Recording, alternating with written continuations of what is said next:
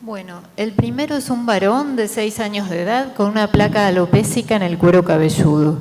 Los padres notan esta lesión 10 días antes de la consulta, es decir, una caída súbita del pelo en esa zona, sin otros síntomas, sin asociación sin otra patología, sin síntomas generales, eso solo. ¿Cuál es la conducta más apropiada para ustedes? Un examen micológico y medicarlo con grisofulvina vía oral, una evaluación psiquiátrica, interrogar sobre situaciones de estrés actuales o recientes y medicar con un corticoide tópico, indicar vitaminas vía oral o indicar minoxidil tópico al 2%. ¿Qué les parece?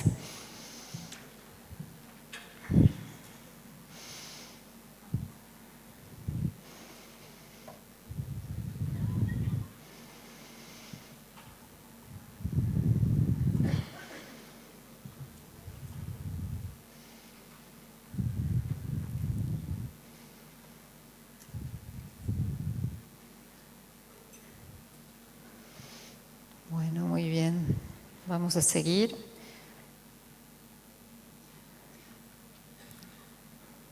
La primera, digamos, se votaron dos. El examen micológico con grisofulvina vía oral, pensando entonces en una tiña de cuero cabelludo, e interrogar sobre situaciones de estrés actuales o recientes y medicar con corticoides tópicos. La correcta es la tercera, porque en la primera, digamos, lo que no tenemos clínicamente en el paciente es inflamación del cuero cabelludo. Lo único que tenía era alopecia. Y cuando hay una tiña, casi siempre el cuero cabelludo en distintos niveles va a presentar inflamación. Entonces, ¿cuál es su diagnóstico? Una aplasia cutis, una tricotilomanía. Perdón, ¿qué es eso?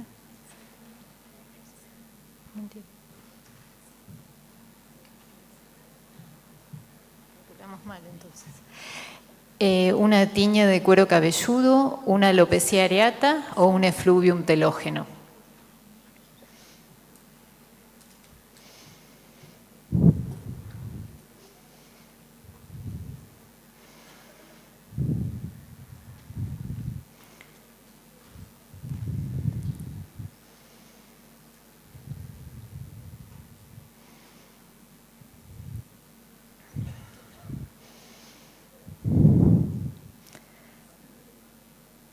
Muy bien. Bueno, el diagnóstico es una alopecia areata, es decir, es una caída súbita de pelo, ¿sí? Casi siempre luego de algún factor, de alguna situación de estrés. Es una enfermedad que se considera un desorden autoinmune, es como que existe una base genética sobre la que algún factor desencadenante generalmente actúa. Lo vemos mucho después de cirugías, después de situaciones de estrés de diferentes tipos. Sí, voy a ir un poquito rápido porque calculamos mal el tiempo y aparentemente quedan 5 minutos de otro caso nada más. Pero bueno, lo que quiero que recuerden especialmente es que la caída del pelo es súbita y que el cuero cabelludo es normal, a diferencia de otras patologías, de los otros diagnósticos diferenciales. El diagnóstico casi siempre es clínico y en la mayoría de los casos en el interrogatorio encontramos alguna situación de estrés previa. Los otros diagnósticos diferenciales son bien distintos. La aplasia cutis es congénita, no es algo agudo y hay diferentes grados de defecto congénito, de falta de piel. La tricotilomanía es un desorden que vemos bastante, ¿sí? De diferente gravedad, que es el hábito compulsivo de arrancarse el pelo, ¿sí? Y las áreas de alopecia en este caso van a ser irregulares, no así redondeadas, y el cuero cabelludo, si bien no está inflamado, puede mostrar signos de diferentes traumas. Acá otros ejemplos de tricotilomanía, ven que son formas raras de pérdida de pelo, como inexplicables. Acá otros ejemplos. Y la tiña, como les decía al principio, creo que es lo más importante para nosotros los pediatras. Siempre va a haber inflamación del cuero cabelludo aparte de la alopecia. En este caso, mucha inflamación en un cariodón descelso y acá grados variables de eritema, descamación, inflamación más leve. Y otro diagnóstico diferencial, el último, era el efluvium telógeno, que es una caída de pelo difusa de todo el pelo, en todo el cuero cabelludo, ¿sí? En donde acá también hay o drogas, o un factor de estrés, o alguna enfermedad, o un síndrome febril importante unos meses antes del efluvium telógeno, ¿sí? Bueno, la alopecia areata en general en los chicos tiene buen pronóstico, sin embargo es un poco impredecible y depende un poco de la extensión de la alopecia y de la localización de la misma. Bueno, voy a seguir con el otro caso. Esta bebita de peso normal, nacida de término con un Apgar 910, sin antecedentes familiares, con esta tumoración o esta lesión violácea en el párpado superior, ¿sí? Cuando yo la vi por primera vez tenía 45 días de vida y era como que iba empeorando esto, ¿sí? La lesión era blanda, la paciente por otro lado estaba en muy buen estado general y esto no permitía que pudiese abrir bien el ojo y estaba empeorando. Entonces, ¿cómo comenzarían a estudiar esta paciente? ¿Qué les parece? En base a su sospecha clínica, hacer una resonancia, una ecografía Doppler, una tomografía, una radiografía simple, un laboratorio de coagulación.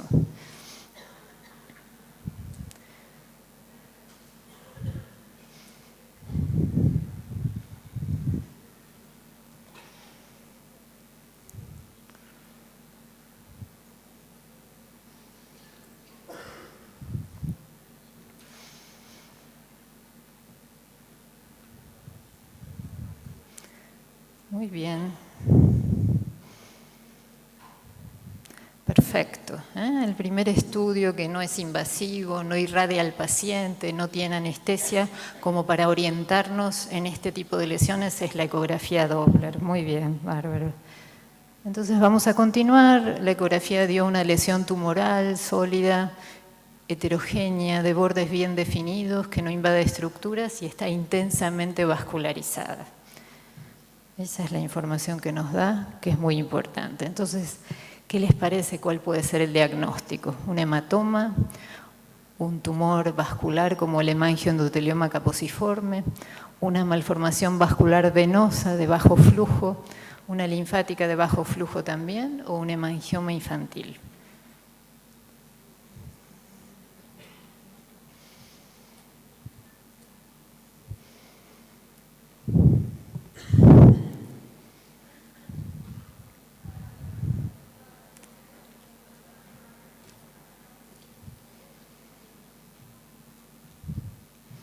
Muy bien, muy bien. Un hemangioma infantil, bárbaro.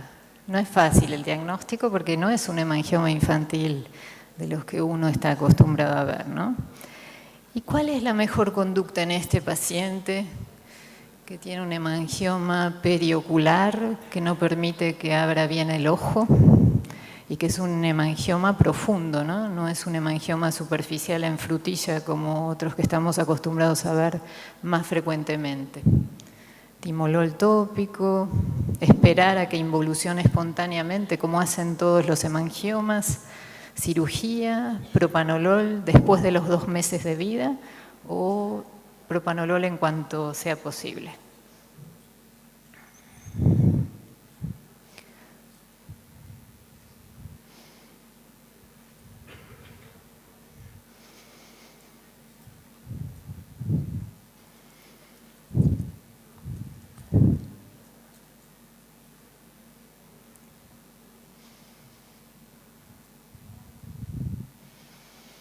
Muy bien. La mayoría propanolol en cuanto sea posible, ¿sí? Sí, y esa es la respuesta correcta. Vamos a recorrer un poquito por qué no las otras. Esto, bueno, ya lo comenté antes, la ecografía Doppler es el mejor estudio para empezar a estudiar a este paciente, especialmente si tenemos a un buen ecografista que tenga experiencia en este tipo de lesiones, ¿sí? A veces no es suficiente la ecografía y tenemos que hacer una resonancia, que es el siguiente estudio. Tomografía nunca hacemos porque irradia al paciente y la resonancia es suficiente en general. Radiografía en este caso no nos aportaría nada y lo de la coagulación lo puse pensando en un hematoma. ¿Cómo estudiamos en general un tumor vascular? En realidad en la mayoría de los tumores vasculares, en la mayoría que son los hemangiomas infantiles, el diagnóstico es clínico, ¿sí? En base al aspecto clínico de la lesión y a la evolución que va presentando el paciente, que es la proliferación del hemangioma en los primeros meses de vida. Después la ecografía, si nos queda en duda la resonancia y excepcionalmente una biopsia cuando tenemos miedo de que se trate de un tumor maligno.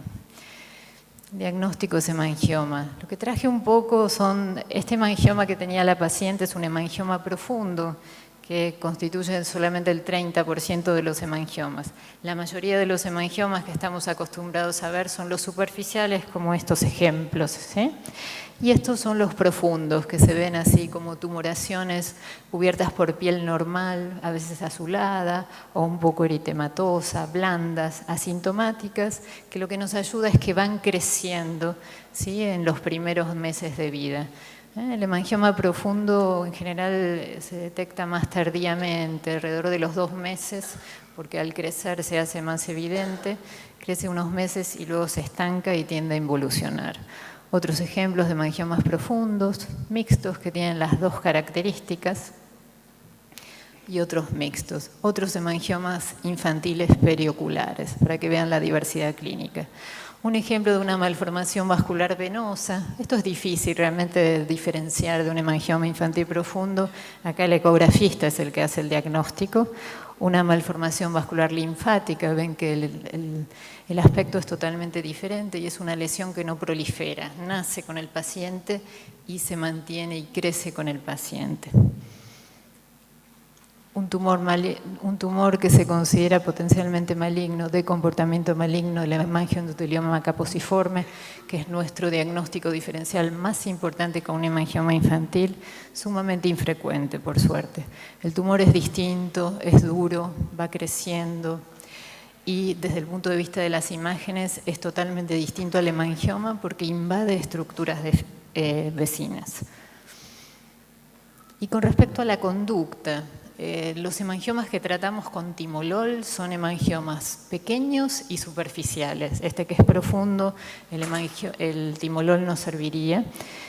Esta segunda opción la puse a propósito, esperar a que involucione espontáneamente como hacen todos los hemangiomas. Es verdad que la mayoría de los hemangiomas crecen unos meses, luego se estancan y tienden a involucionar. Pero en el medio, mientras proliferan, pueden producir daño funcional, que eso es lo más importante. Por ejemplo, en este caso hubiese ocluido el ojo totalmente. Y sepan que el 50% de los hemangiomas va a dejar secuela estética si no se hace tratamiento en forma precoz. Entonces eso es muy importante. El tratamiento quirúrgico casi nunca se hace en hemangiomas y el tratamiento con propranolol es el de elección y actualmente lo hacemos lo más temprano posible. ¿Por qué lo más temprano posible?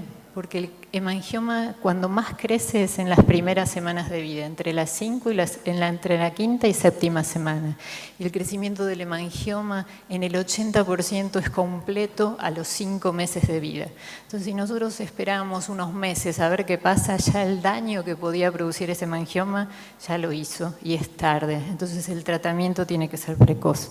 Acá tengo algunos ejemplos de un artículo de la doctora Ilona Frieden, en donde este paciente en la figura B tenía 3 meses. Ahí se empezó el tratamiento y a pesar de hacer un buen tratamiento, el hemangioma dejó esa secuela estética. Y acá un ejemplo similar. A los 3 meses de vida, ven que el hemangioma ya había crecido muchísimo, recién ahí empieza el tratamiento y deja esa secuela. Entonces, para evitar eso, tratamos de hacer tratamiento lo más temprano posible. Si es posible al mes de vida, que eso no siempre es fácil, porque en general el paciente no llega al especialista tan rápido y ahí requiere una evaluación previa, pero tratamos de hacerlo lo más temprano posible.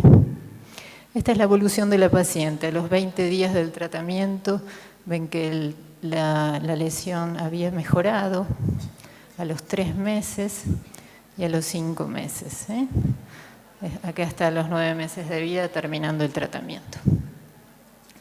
Quería aprovechar, el año que viene hay una asociación que se llama ISVA, una asociación internacional de anomalías vasculares, que desde hace 30 años se reúnen cada 2 años a hacer una reunión científica, y hasta ahora siempre era en Europa, en Estados Unidos o en Canadá. Por primera vez va a ser en Latinoamérica, aquí en Argentina el año próximo, en abril del año próximo. Y el primer día va a haber un curso dedicado así a todos los especialistas. Es un curso básico sobre mangiomas y malformaciones vasculares, al que los invito porque es de altísimo nivel y van a venir invitados de todo el mundo, la gente que más sabe de mangiomas en el mundo, y lo estamos organizando, nos gustaría que vengan. Bueno, muchas gracias. No sé si hay alguna pregunta sobre esto o terminamos.